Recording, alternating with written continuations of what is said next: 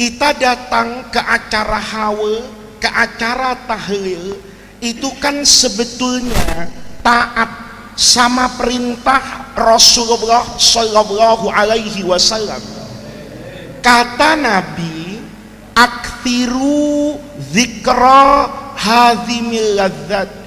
Kalian itu, kata Rasulullah, aktsiru banyak-banyak. Dzikra itu mengingat, hazim itu riwayat hadisnya sama-sama sahih. Ada yang pakai hazim pakai zal, ada yang hadim pakai dal. Itu dua-duanya riwayat yang sahih dari Rasulullah. Kata Nabi, kalian itu banyak mengingat satu perkara yang disebut dalam hadis itu hadzimal ladzat, yang akan memutus kenikmatan hidup di dunia. Sahabat tanya, apa itu ya Rasulullah? Kata Nabi, al-maut. Orang itu akan menjadi baik, kata Rasulullah, kalau orang itu sering mengingat kematian. Jadi kita kalau sering datang ke acara tahlilan, kita sering datang ke acara haul, itu mendatangkan manfaat buat kita, Pak. Hari ini misalnya istri beliau itu adalah haul yang pertama. Kita datang, kita doakan beliau, kita kirim pahala untuk beliau. Kita tidak tahu, Pak, jangan-jangan tahun depan itu menjadi haul pertama untuk kita yang hidup sekarang. Kita tidak ada jaminan ini, ya. Hari ini doakan orang, kita tidak tahu nih, apa jangan-jangan besok malam itu adalah tahlilan pertama kita, ya. Ya, ini ngomong begini emang nggak enak gitu, ya. Memang acara tahlilan itu nggak enak, Pak, ceramahnya gitu, karena temanya itu tema tentang apa ini? Kematian. Manusia itu memang nggak suka bicara yang namanya kematian. Bukan cuman Hairil Anwar dulu di mana? Di Kerawang itu kan ada penyair yang terkenal bikin penyair syair itu antara Kerawang dan Bekasi, ya. Ya, itu nggak tahu tahun berapa, tanya guru bahasa Indonesia lah, ya. Tapi di antara syairnya Hairil Anwar itu saya baca dia nulis syair juga. Aku ingin hidup 1000 tahun. Nih lihat. Orang nulis kepengen hidup 1000 tahun itu karena cintanya sama kehidupan dunia. Padahal kalau bener Allah kasih hidup 1000 tahun, repot dia. Bayangin, Pak, hidup 1000 tahun, anaknya udah mati tuh. Cucunya mati sudah, cicitnya mati, mungkin tinggal curutnya, kan gitu kan. Artinya apa? Dia sudah tidak hidup dengan orang yang punya ikatan apa itu, emosional dekat dengan dia. Kakek saja kalau sudah dengan cucu itu beda antara bapak dengan anak. Tapi manusia memang kepengennya itu hidup sepanjang-panjangnya, paling tidak suka bicara kematian. Itu bukan cuman Hairil Anwar, Pak. Bapak moyang kita Nabi Adam alaihi salam itu digoda sama iblis, digoda berkali-kali, itu nggak mempan, Pak, ya. Nabi Adam digoda dengan harta, mau dikasih tanah 1000 hektar di Bekasi, nggak mau Nabi Adam, ya. Ya nggak mau lah, ngapain di sini, kan gitu. 1000 hektar macet kena gusur, kan gitu, mendingan di surga. Nabi Adam itu ditawarin macem-macem, itu nggak mempan sama iblis. Hingga satu hari iblis itu menemukan kelemahan dasar manusia. Ngomong iblis itu di Quran, hal adulluka Adam, mau nggak saya tunjukkan kepadamu? Kata Nabi Adam, tunjukkan apa? Ala syajaratil khuldi, saya tunjukkan pohon keabadian, wa mulkin la yabla, dan kekuasaan yang langgeng. Kata Nabi Adam, itu pohon keramat. Oh, keramat, ente makan hidup nggak mati-mati, jadi presiden nggak turun-turun. Itu kalau buah itu ketemu sekarang, Pak, enak sebetulnya itu, ya. suruh aja makan Pak Jokowi, kan gitu kan. Nanti 2024 nggak ada pilpres Pak, nggak ada ribut, nggak ada berantem, nggak ada kampanye. Yang nangis tim sukses, ya. Tukang sablon nangis itu Pak, nggak ada apaan, nggak ada orderan, tapi nggak ada cetakan Pak, tapi beres. Kata iblis, mau nggak? Asal kamu makan, kamu akan hidup sepanjang-panjangnya. Itu namanya pohon keabadian, ya. Itu kalau kayak gitu Pak, UUD nggak usah diamandemen itu Pak, ya. Itu kebakar, UUD kebakar sendiri itu. Kenapa? Jaminan dari iblis nih, ala mulkin layab, kekuasaan yang tidak akan apa ini habis. Karena ini memang sifat dasar manusia. Siapa manusia itu yang nggak kepengen umurnya panjang? Nggak ada orang cita-citanya umur apa? Umur pendek, nggak ada. Sampai orang ulang tahun, tahu ulang tahun Pak? Orang tahun tuh orang rada stres juga kadang-kadang. Iya stres lah. Ada kue, dikasih lilinnya dinyalain, habis itu ditiup, kan bego gitu. Kalau tahu itu lilin mau dimatiin, kenapa pakai diapakan itu? Dinyalain gitu loh. Nyanyinya juga aneh itu Pak. Coba kan kita semua pernah nyanyi kan, pasti panjang umurnya, padahal umurnya pendek itu Pak. Ya kenapa? Karena ketika umur dia bertambah, itu dia apa itu? Berkurang. Maka malaikat tuh pernah ketawa Pak. Malaikat tuh pernah ketawa dalam satu apa itu? Satu riwayat itu.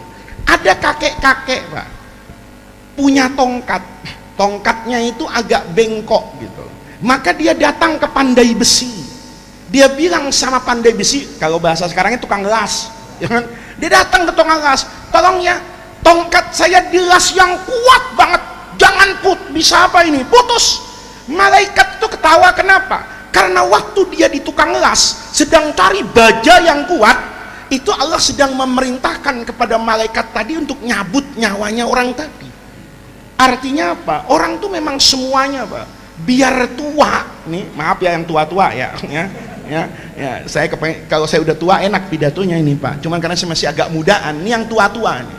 Orang tua Pak, itu pasti Pak, impiannya tetap usianya panjang. Ya kalau orang tua usianya panjang, kan dia jadi muda lagi Pak. Orang sekarang umur 80 tahun tua Pak. Kenapa? Karena orang untuk cari umur 100 tahun susah. Tapi kalau zaman Nabi Nuh 80 tahun muda Pak.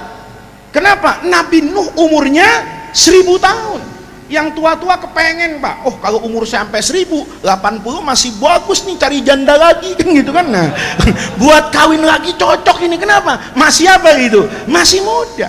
Itu kalau kita lihat tipikal manusia, siapapun dia, bukan cuman Hairil Anwar, bukan cuman politisi Pak. Politisi itu kan nggak kepengen diganti-ganti, ya. Coba Pak, Bapak, ya. Semua wakil itu cita-cita naik pangkat Pak. Wakil lurah kepengen jadi lurah, wakil camat kepengen jadi camat, semua Pak. Wakil bupati kepengen jadi bupati, wakil presiden kepengen jadi presiden. Tapi wakil rakyat nggak kepengen jadi rakyat Pak. Itu aneh, ya kan? Padahal dia wakilnya rakyat, tapi dia nggak mau jadi apa itu? Rakyat. Kenapa? Karena menikmati jabatan dan kekuasaan itu memang syahwat dasar manusia. Maka di sini kata Al-Quran ketika menceritakan iblis, oh iya, memang manusia itu paling suka umurnya panjang, berkuasa terus, nikmat dunia dia rasakan. Maka berbicara kematian tuh nggak ada yang enak. Makanya Nabi bilang tadi, banyak-banyak ingat kematian. Maka orang dulu tuh di Jakarta nih, bukan di Jakarta, di Nusantara, ini bagus banget tradisi kakek moyang kita Pak. Kalau kita ke masjid tua, itu mesti di depannya kanan kirinya itu kuburan Pak. Kenapa? Karena orang dulu rajin ke masjid. Bisa dibayangin itu, kalau subuh lihat kuburan, zuhur lihat kuburan, asar lihat, lempeng hidupnya. Lempeng, kenapa? Dikit-dikit kuburan. Kalau orang sekarang Pak, aneh. Subuh-subuh tuh doanya keren. Allahumma hdina, ya Allah beri hambamu hidayah. Habis baca ratib subuh-subuh, pulang ke rumah ada warung kopi isinya janda ditegur, belok Pak Haji itu. Belok itu Pak Haji katanya. Pak Haji mau kemana Pak Haji katanya? Pulang. Ya Allah Pak Haji, warung sepi nih Pak Haji gitu. Dilirik itu janda muda, belok nggak Pak Haji itu? Belok. Coba dari masjid ada kuburan, nggak jadi belok. Kenapa? Masuk lihat kuburan, keluar lihat, entar duhur-duhur berangkat kuburan lagi. Begitu pulang lihat ikan gurame gede, nggak nafsu juga Pak. Kenapa? Ingat apa itu? Kuburan. Kata orang, udah gurame gede ini dipotong deh, ya, separuh buat saya, separuh buat anak yatim. Kenapa begitu? Karena dia ingat sama apa itu? Kematian. Maka kata Rasulullah, wakafa bil mauti wa'idhon. Kalau sudah bicara kematian itu nggak usah ceramah. Jadi saya turun aja lah sekarang. Ya karena apa? Ketika kita mengingat kematian, itu adalah nasihat yang paling apa ini? Paling indah Pak. Nasihat yang paling bergema di dalam jiwa kita, itu kalau kita rajin nginget apa itu? Kematian. Orang kalau rajin Pak, datang ke tempat kematian.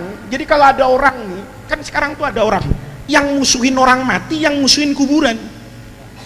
Kalau sudah datang ke orang mati, tahlilan bid'ah masuk neraka.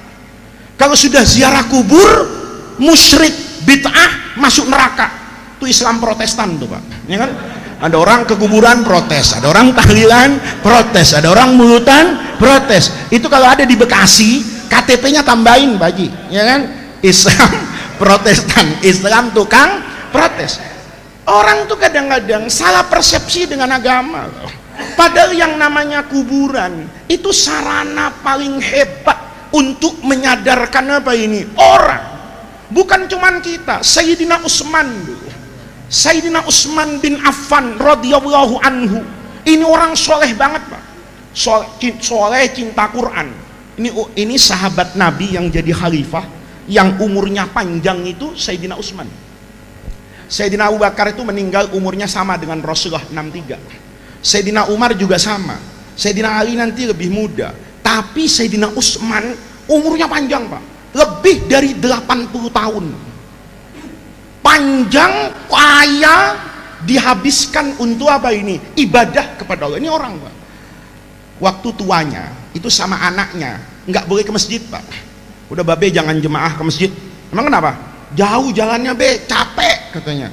Ya udah deh, gue sholat di rumah ya. Iyalah, udah uzur.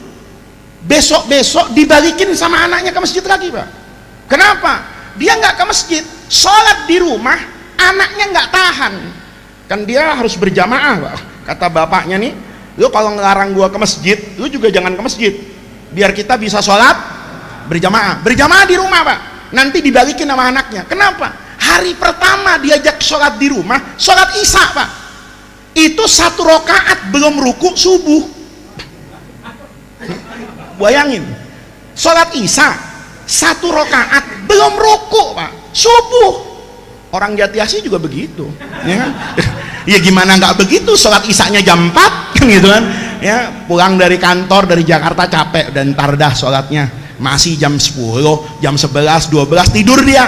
Begitu bangun jam 4 langsung wudhu, insya Allah itu Allahu Akbar, azan subuh, ya kan? Kata bininya, bang parah lo. Kenapa? Masa takbiratul ihram isya udah adzan subuh? Wah lu kurang piknik. Kenapa? Semalam gua ngaji di Al Khairiyah, ada cerita Sayyidina Utsman belum ruku udah adzan subuh. Ini namanya orang separuh pinter banyak gobloknya ya ini. Sayyidina Utsman itu Masya Allah, pas adzan isya, adzan di masjid Nabi, dia dengar anaknya diajak sholat, qomat di rumahnya sholat. Itu 1 rakaat bisa dibayangin itu Pak. Kalau terawih dipraktekin kayak gitu di Al Khairiyah, Masya Allah, saya yakin kerusuhan di Stadion Kanjuruhan Malang pindah ke sini Pak. Saya yakin itu imamnya keluar dibunuh orang kalau di Bekasi. Minimal sendalnya hilang, ya kan? Biar kapok tuh imam. Apa-apaan sepanjang itu Sayyidina Utsman. Tapi anehnya kata anaknya, saya tuh sering lihat bapak itu baca Quran, saya sering lihat bapak itu mengeluarkan kata-kata hikmah, tapi ekspresinya biasa aja. Tapi bapak saya kalau lihat kuburan pasti nangis Pak, gitu loh. Sayyidina Utsman itu kalau baca Quran bisa nangis, bisa nggak nangis. Sholat bisa nangis, bisa nggak nangis. Sujud bisa nangis, bisa nggak nangis. Tapi kalau marra alal qabri pasti nangis. Ditanya sama anaknya, mabika ya abati, bapak kenapa sih kalau lihat kuburan kok nangis? Apa kata Sayyidina Utsman? Itu yang namanya al-qabru awwalu manzilatin min manazilil akhirah. Kuburan itu terminal pertama sebelum kita akan berjalan panjang bertemu dengan Allah Subhanahu wa ta'ala. Jadi rumah hakiki kita itu kuburan, Pak. Makanya Sayyidina Utsman itu marra alal qabri nangis. Kenapa? Kata Sayyidina Utsman, orang itu nasibnya di akhirat itu bergantung pada kuburannya. Kata muridnya, kuburan gimana, Guru? Loh iya, al-qabru itu awwalu manzilatin min manazilil akhirati. Fa inna jafihi, kalau dia selamat, Pak, di kuburan itu, ya, fit and proper testnya lancar, ya. Orang mau masuk surga ada fit and proper testnya, Pak, ya. Cuman nggak bisa nyogok, Bapak. Ini malaikat bukan anggota DPR gitu loh, ya. Ini fit and proper testnya malaikat. Keren itu, Pak. Pertanyaannya dibocorin, jawabannya kita hafal mulai TK, Pak. Kita tahu kan pertanyaan malaikat di kuburan, man rabbuka waman nabiyuka wama kitabuka. Itu ujian dibocorin sama Allah. Maka ada orang tanya sama saya, apa hukumnya Pak Ustadz bocorin ujian negara? Ini dengerin, jangan diikutin ya. Saya pernah jawab, Pak, main-main gitu. Saya bilang gini, ujian negara itu penting, penting, Pak. Saya tanya, penting mana sama ujian malaikat di kuburan? Kalau nggak lulus ujian negara, kan hidup nggak berantakan, Pak. Tapi Bapak nggak lulus man rabbuka, oh, neraka urusannya, Pak. Kata dia, oh iya, Pak, kalau gitu pentingan ujian kuburan. Lah, kalau pentingan ujian kuburan itu sama Allah, teks ujiannya, naskah ujiannya dibocorin. Saya mulai TK tahu, ya. Saya nggak nunggu pesantren tuh, tahu pertanyaan malaikat. Dulu waktu saya TK, anak TK dulu tuh diajarin, man rabbuka, Allahu Rabbi. Kita senang, apalin loh, ntar nggak bisa jawab tuh malaikat kan gitu. Kita itu, Pak, coba lihat. Kata Sayyidina Utsman, fa inna jafihi, kalau kamu selamat di situ, fama ba'dahu, maka setelah pertanyaan itu sampai bertemu dengan Allah, ketemu mizan, timbangan, ketemu sirat, jembatan, itu jauh lebih mudah asal selamat di kuburan, Pak. Tapi nauzubillah, fa illam yanju fihi, kalau dia tidak selamat di kuburan, fama ba'dahu, maka setelah dia ditanya malaikat, ketemu mizan, ketemu sirat, itu jauh lebih kejam dan lebih repot dari kuburan. Makanya kuburan itu penting, Mbak. Jangan orang itu, sekarang kan banyak Islam baru itu, ya, Islam yang ngaji tidak jelas sama gurunya siapa itu, asal ada datang ke kuburan, musyrik. Enggak.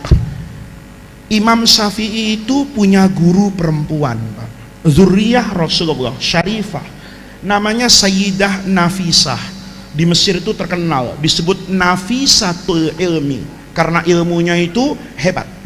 Sayyidah Nafisah itu jauh sebelum meninggal itu udah gali kuburan, Pak. Dia gali sendiri kuburannya itu. Dia suruh gali orang, bikinin saya kuburan, ntar kalau saya mati saya dikubur di sini. Apa yang terjadi, Pak? Begitu kuburan itu jadi, ditutup pakai batu yang kotak gitu ya, kalau sekarang tuh kayak nutup apa itu, selokan itu, ditaruh batu besar supaya nggak kemasukan air hujan atau nggak ada ular ke dalam, ditutup, Pak. Tetapi dalam banyak riwayat, Sayyidah Nafisah itu pernah menghatamkan Quran, Pak, di dalam tempat yang nanti jadi kuburan dia hatamkan Quran lebih dari 4.000 kali, Pak. Tuh, kita sibuk ngecat rumah, ganti hordeng, ya kan? Begitu kita mati, istrinya kawin lagi, Pak, ya kan? Dipakai suami yang baru, ya kan? Coba. Tapi kita nggak pernah berpikir rumah kita yang hakiki, rumah kita yang menentukan kebahagiaan kita itu di kuburan. Pertanyaannya, persiapan kita apa buat kesana? Orang ahlus sunnah wal jamaah itu percaya dengan tabarruk dan tawassul. Kalau nggak percaya barokah itu berarti bukan aswaja, itu azwaja.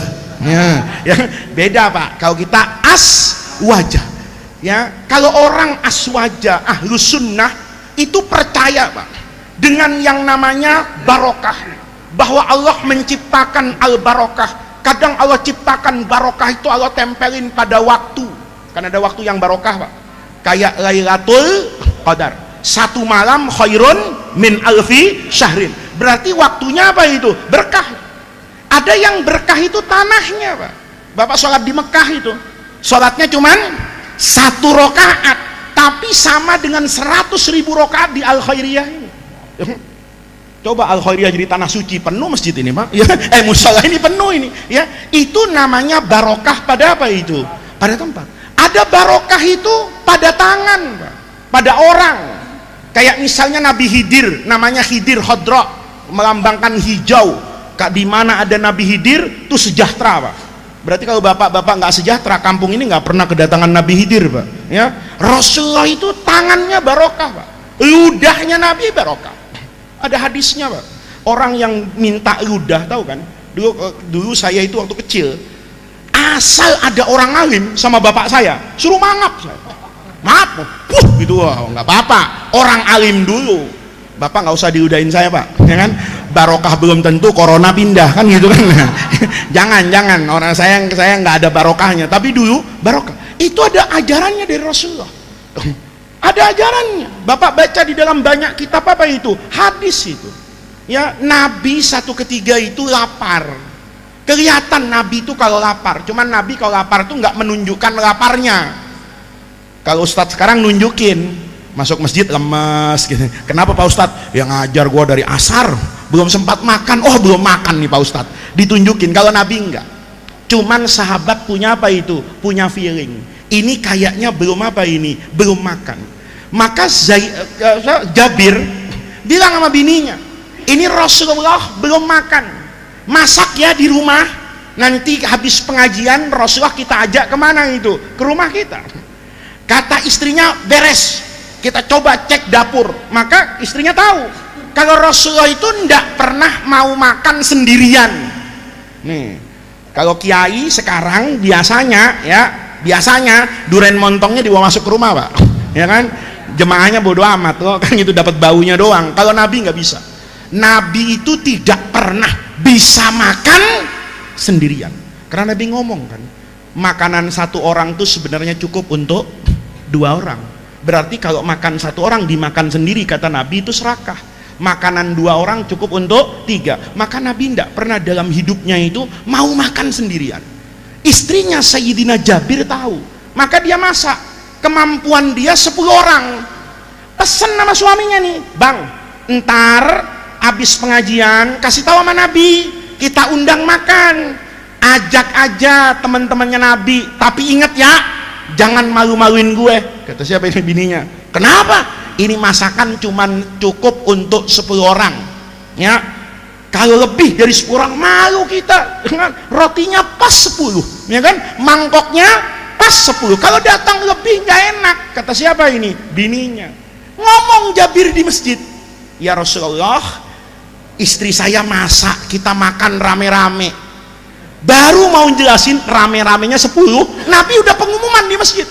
Saudara-saudara, nanti habis pengajian kita ke rumah Jabir. Jabir ngundang kita semua makan. Kata Jabir, mati gua nih. Ini ntar malam pasti gua ditabok sama panci sama bini gua. Kenapa? Bininya udah pesen banget tuh. Cuman berapa orang? 10, jangan lebih. Ini diumumin, Pak, di pengajian, Pak. Masya Allah, Jabir panas dingin, hancur gua gitu. Tapi Rasulullah ngerti. Kata Rasulullah, Jabir, sekarang pulang dulu ke rumah, ya. Ente berangkat apa ini? Duluan. Pesen sama istrinya, makanan yang disediakan untuk tamu jangan dibuka sebelum saya datang, kata Rasul. Jabir itu jawabnya iya, udah lemes dia gitu loh, ngebayangin gimana ngomongnya sama bini gua gitu kan. Dia lapor sama istrinya, Adinda, musibah ini.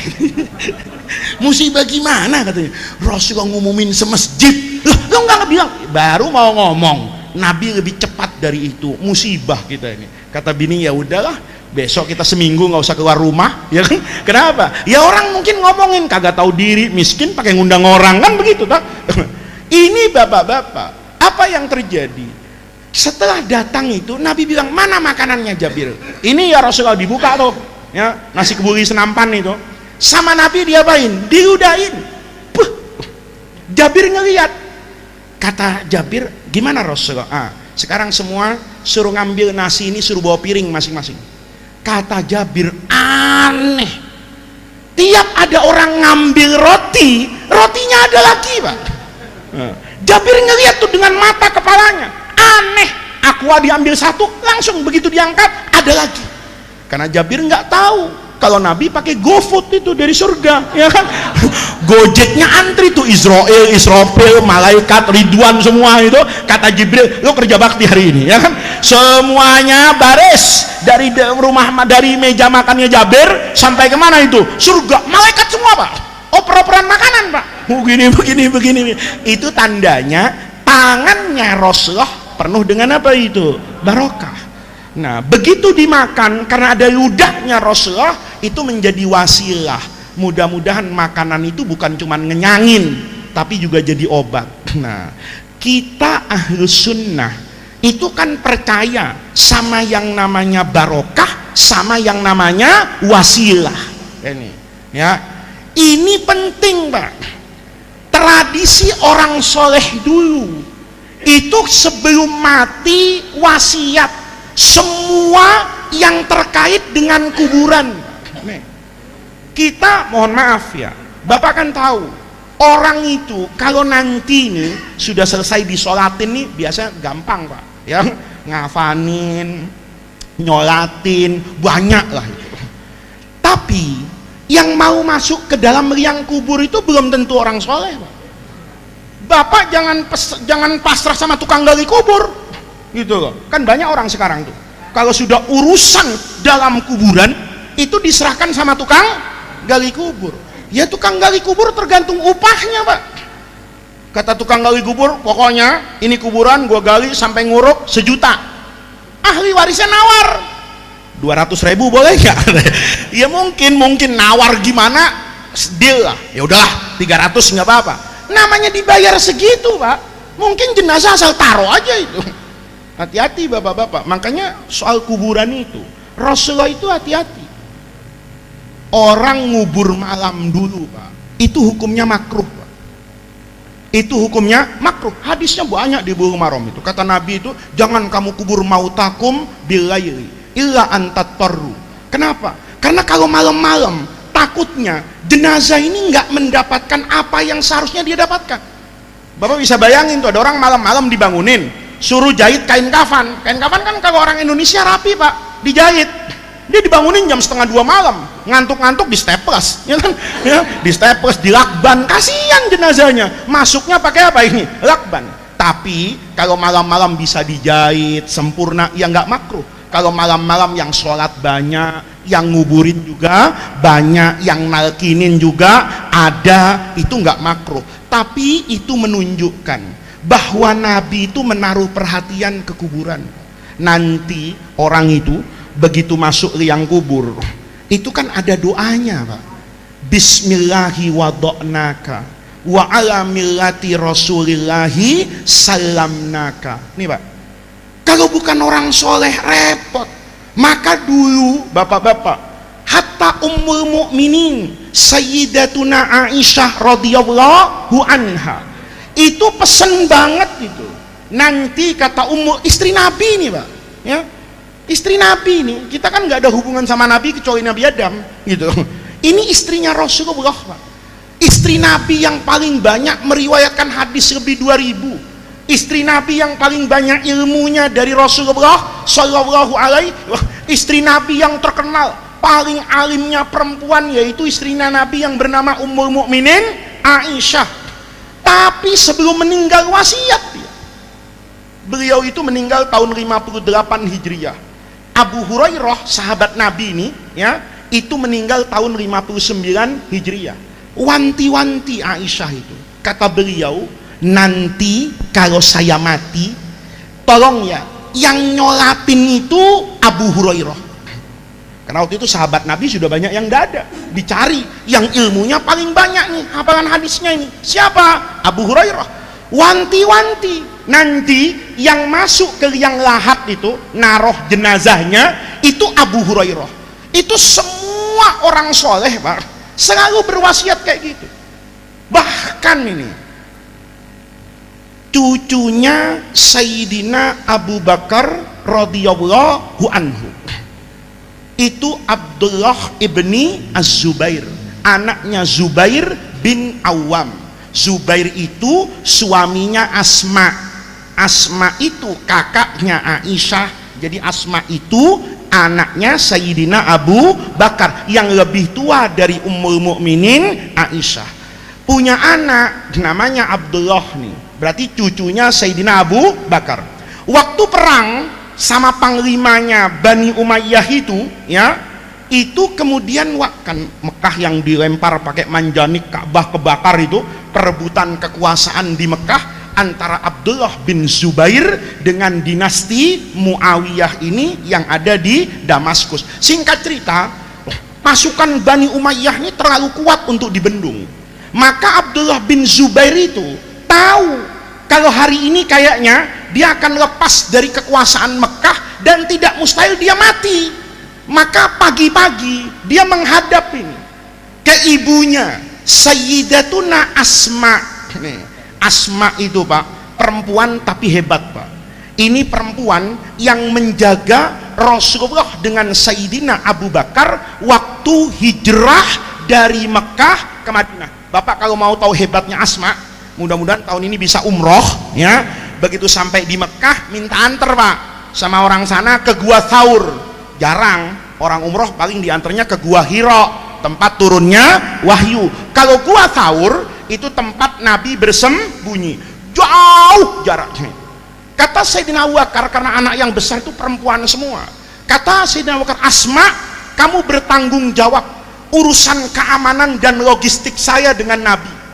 Bayangin Pak, Sayyidatuna Asma itu gelarnya dalam sejarah namanya Dzatun Nitaqaini, perempuan yang punya dua gesper Pak, ikat pinggang. Karena dulu ikat pinggang itu dari kain. Sama Sayyidatuna Asma, kain itu disobek jadi dua Pak, ibarat sorban nih, sarung disobek jadi dua. Yang satu tetap untuk mengikat pakaian beliau supaya tidak melorot auratnya kelihatan. Yang satu itu untuk bawa bejana air Pak, jalan dari Mekah ke Gua Thaur. Sekarang ya jangan saya, Banser nih mati kalau saya suruh bawa air nih ya. Banser nih gagah di Jati Asih ya, bawa ke Mekah Pak, panas kayak gitu, jalanannya batu, naik gunung hampir 14 kilo itu Pak, nenteng air. Jangan Bapak bayangin nenteng galon. Kalau galon enak, miring-miring kagak tumpah ya. Ini pakai apa ini? Bejana tanah, airnya banyak banget segentong, itu diikat ke kepalanya Asma itu. Jalan kaki sambil ngumpet-ngumpet takut ketahuan. Siapa itu? Abu Jahal. Itu solihahnya ibunya Abdullah bin Zubair. Maka begitu dia mau mati, dia datang sama ibunya, ya ummah, inni qatilun la muhalata, saya mati nanti zuhur nih. Kata ibunya, loh kamu takut mati bela Ka'bah? Inget nak, kamu tuh cucunya Abu Bakar, nggak ada darah pengecut dalam keturunan Sayyidina Abu Bakar. Kata dia, bukan Bu, bukan soal mati, saya nggak takut sama mati katanya. Ya terus takutnya saya itu di liang kubur nih katanya. Padahal orang ini mau mati apa ini? Syahid Pak, bukan mati sangit ini, mati syahid bela Ka'bah, matinya benar syahid Pak. Tapi wanti-wanti sama ibunya. Nih lihat, orang mati syahid, orang mati syahid Itu kata Rasulullah, ya dikubur apa adanya. Kalau dia ihram, kan ihram, mati, ya dikubur pakai kain ihramnya, supaya nanti dibangkitkan Allah dalam keadaan apa itu? Mulabbiyan. Kalau nanti dia perang di medan perang, mati, darahnya ngucur, kuburin sama darah-darahnya, supaya nanti darahnya hari kiamat berubah jadi minyak wangi yang menyaksikan pengorbanan dia. Ini keistimewaan orang mati syahid. Tapi Abdullah bin Zubair nggak bilang gitu. Bu, pokoknya kalau saya mati, saya minta satu sama ibu. Apa itu? Kafani saya. Kata ibunya, kenapa dikafani? Ini kan matinya mati apa ini? Saya, enggak bu, saya kepengen dikafani oleh kainnya ibu. Kainnya ibu tuh maksud kain yang dipakai sama ibunya, yang ibu pakai sholat, yang ibu pakai bermunajat kepada Allah, itu kafani ke saya. Terus jahit pakai tangannya siapa? Ibu. Ini nanti bapak-bapak mau dipakai ngancem malaikat, Pak. Begitu malaikat nanya, man rabbuka? Lu mau nyobek kain kafan gua? Hati-hati, ya kan? Yang jahit kain kafan gua itu ibu saya, Asma binti Abi Bakrin, yang hidupnya didedikasikan, diwakafkan untuk bela Rasulullah. Saya yakin malaikatnya mundur. Ya dong, nggak jadi dah, ya kan? Kualat gua kata malaikat ini. Kenapa? Karena yang jahit Asma. Bapak yang jahit siapa nanti, Pak, kain kafannya, Pak? Ini perlu nanya, perlu persiapan ini. Ini gunanya kita datang ke haul, kan? Ini gunanya kita datang ke tahlilan. Ingat, Pak, orang-orang soleh itu yang surga sudah ada di tangannya, yang surga itu sudah ada di pelupuk matanya, masih takut tidak masuk surga. Kita baru tahajud 7 hari, nekat betul Pak mati itu, ya. Kita baru tahajud 7 hari, ya, udah merasa kayak Imam Ghazali, padahal di sini juga belum diimamkan di musola ini, tapi kadang-kadang isti'ala. Itu namanya semua yang terkait dengan apa ini? Kematian. Maka bapak-bapak, hari ini kita perlu persiapan, ya. Persiapan apa? Nanti kalau saya meninggal, saya mau dikafani baju saya ini loh, sarung saya ini loh, yang setiap hari saya pakai sholat. Habis sholat, Pak, maka bapak penting tuh, ya, punya sarung khusus, Pak, yang betul-betul buat sholat, nggak ada campur dosanya, ya. Kalau sarung nih dipakai sholat tapi dipakai ngapain janda, jangan jadi nggak kafan, jangan. Tapi yang betul-betul dipakai apa itu? Sholat. Itu kan untuk apa itu? Untuk kepentingan kita. Maka kita datang kayak gini jadi ngerti. Oh iya ya, nanti saya wasiat. Sebentar, jam berapa sekarang? Masya Allah, jam 3. Ini jam mati bener apa jam beneran nih? Serius saya kaget, Pak. Masya Allah, kau jam 3 ini ceramahnya ceramah terpanjang sedunia.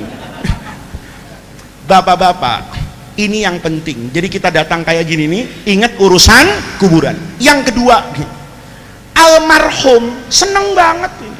Coba Pak, dari depan sampai belakang semuanya ngapain? Doain. Doain, Pak. Pertanyaannya, kita kalau mati nanti yang doain segini nggak, Pak? Kita kalau nanti di kuburan ada yang ngirim doa nggak untuk kita? Padahal doa di kuburan itu sesuatu yang paling mahal. Nih Bapak kalau punya I'anatut Thalibin, syarahnya Fathul Mu'in, atau punya Al-Mu'jam Al-Kabir hadis yang punya Imam At-Tabrani, atau Al-Baihaqi itu fi Dalailin Nubuwah, banyak dari kitab hadisnya itu. Ada satu kisah, Pak, yang menarik betul, yang menggambarkan betapa pentingnya kita mendidik anak keturunan kita, murid-murid kita, masyarakat kita, biar nanti setelah kita mati itu mereka ngirimin apa ini? Doa. Itu Imam Ghazali termasuk. Bapak buka Ihya nanti, ya. Di Ihya ada, di I'anatut Thalibin ada. Ini 2 buku yang hampir semua santri Indonesia mesti apa itu? Punya dan pernah baca. Di I'anah itu Imam Al-Bakri itu meriwayatkan dari Imam Baihaqi. Apa kata beliau? Ada orang alim dulu, kalau di I'anah itu namanya Bashir bin Mansur. Bashir habis sin pakai ya. Kalau di Ihya tidak ada ya-nya, An Bisrib ni Mansur. Jadi ada perbedaan nama, tapi rasanya orangnya sama. Dari orang alim yang namanya Bishr bin Mansur, ini meriwayatkan kana rajulun yahtalifu ilal jabbanati yaumat ta'un. pada satu masa ini, kata Imam Ghazali dan juga di I'anah, itu terjadi taun. Taun itu apa? Wabah, kayak corona kemarin tuh kan, pernah kita itu ngeri buka WhatsApp Pak, tiap hari tetangga sono, temen sana buka itu takut Pak, karena kenalan kita itu hampir setiap hari ada yang apa itu, yang mati. Itu namanya wabah, taun. Kata Imam Ghazali, waktu terjadi satu taun ini di Damaskus Pak, di Syria, ada rojulun yahtalifu ilal jabbanah, kerjaannya tiap hari itu ke kuburan. Jabbanah itu kuburan kampung Pak ya, kalau di Jakarta udah nggak ada. Kalau di Jawa, di Sumatera itu biasanya satu kampung tuh punya kuburan Pak, kuburan khusus orang kampung situ ya. Sekarang di Jakarta kan, Jakarta ini kan agak aneh Pak, Jakarta tuh susah kadang secara fikihnya. Saya pernah ditanya itu di Jakarta Pak Ustadz, kuburan itu alam akhirat apa alam dunia ya? Makanya bagus tuh kita diajarin kuburan itu namanya alam barzah, belum dunia, sudah ndak dunia tapi belum akhirat. Murid saya tanya, Ustadz, itu sebetulnya kuburan itu dunia apa akhirat? Emang kenapa? Kata saya bingung Pak Ustadz, kalau dibilang dunia nggak mungkin, udah mati akhirat. Dibilang akhirat setiap tahun bayar kontrakan. Lah kuburan kalau di Jakarta ngontrak Pak, kalau Bapak nggak bayar kontrakannya ditimpa itu orang, dianggap nggak ada, diisi orang lain. Masa iya orang sampai di akhirat bayar kontrakan kan gitu. Nah ini kuburan Pak, biasa ada, karena kayak gitu. Kalau di kampung itu ada satu kampung dihususin kuburannya itu. Nah dulu kata Imam Ghazali, orang ini mondar mandir ke kuburan kampung itu Pak, fayus hidus sholata alal jenazah. Kerjaan orang ini menyolatkan jenazah yang mati karena taun. Jadi ada orang mati di sana, dia sholatin, dia bawa ke kuburan. Sampai kapan itu? Sampai sore Pak. Kalau sudah jam 5 dia pulang nih. Sebelum pulang kata Imam Ghazali, waqafa ala babil qabri. Nih kuburan biasanya kan ada pintunya tuh kayak gapura. Orang tadi itu di dalam I'anah, dalam Ihya itu waqafa, berhenti Pak di depan kuburan. Ngapain? Doain orang yang di kuburan. Bi arba'i kalimatin, doanya ringkes banget, cuman dengan 4 kalimat, la yazidu alaiha, enggak lebih. Apa doanya? Ana sallahu wahsyatakum wa rahima ghurbatakum wa tajawaza an sayyiatikum wa qabila hasanatikum. 4 Pak.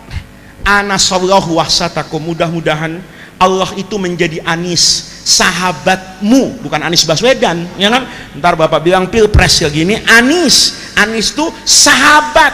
Sahabat di mana? Di wahsatal qabri, karena kuburan tuh serem Pak. Bapak bayangin, Bapak kalau pindah rumah nih, pindah nih dari satu kampung ke kampung lain, pertama kali pindah pasti ngerasa nggak enak Pak, padahal masih sama-sama rumah. Gimana kalau pindahnya kemana itu? Ke kuburan, pasti takut. Maka kata orang tadi, mudah-mudahan kamu tidak takut lah. Kenapa? Allah yang akan menemani engkau, artinya rahmat Allah yang akan menemani engkau di dalam kuburan. Wa rahima ghurbatakum, dan Allah merahmatimu karena kamu sekarang jadi orang asing. Wa tajawaza an sayyiatikum, mudah-mudahan Allah ampuni dosa-dosa kalian. Wa qabila hasanatikum, doanya kayak gitu, singkat, ringkes Pak, pulang dia. Hingga satu hari yang mati itu banyak banget Pak. Maka biasanya jam 5 sore kelar, dia tahu-tahu nguburnya jam 8 baru kelar Pak. Karena jam 8 kelar, KRL udah habis ke Jakarta gitu loh. Dia jalan kaki sampai di rumahnya udah malam banget. Karena sudah malam banget, ketika dia sudah kemalaman, dia keluar dari kuburan tuh lupa Pak, nggak doain orang yang ada di dalam apa ini kuburan, langsung pulang ngejar KRL nih ya kan, bingung ini udah kemalaman, gue naik apa nih, langsung lari dia, lupa nggak doa. Sampai di rumahnya dia tidur, begitu tidur dia mimpi Pak, faida biya khalqun katsir, rumahnya tuh kayak dikepung orang Pak. Maka orang tadi nanya, man antum, kamu semua siapa, kenapa datang ke rumah saya? Kalau cari bansos jangan ke sini kan gitu. Kalau cari bansos datangin RT, datangin lurah, bukan rumah gua, kan begitu kan. Kata orang-orang tadi, nahnu ahlul maqabir, kami ini penduduk kuburan. Kata orang tadi, ada apa, urusan apa lo ngejar gua? Kata orang kuburan, awatana bihadiyatin, engkau ini sudah kebiasaan ngasih kami hadiah yang indah. Kata orang tadi, hadiah apa? Doa. Engkau itu pas maghrib doakan kami, maka kami dapat rahmat Allah sampai maghrib lagi, Pak. Nah, jadi doanya expired kalau udah maghrib, ya. Doanya berlaku cuman berapa jam nih? 12 jam. Tapi begitu maghrib lagi, kamu doa lagi.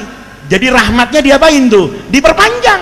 Nanti hilang, kamu doa lagi, diperpanjang terus. Kami tuh nikmat betul. Semalam biasanya malaikat kasih kami roti bakar sama kopi susu. Kenapa nggak datang malaikatnya bawa itu? Oh iya ya, kamu tidak mendoakan, itu mahalnya doa di kuburan. Maka Imam Ghazali itu bilang gini, Pak, arwah kita itu di kuburan, Pak, ada yang kelakuannya kayak pengemis hari Jumat. Bapak lihat masjid tuh, kadang-kadang nggak ada pengemisnya, Pak.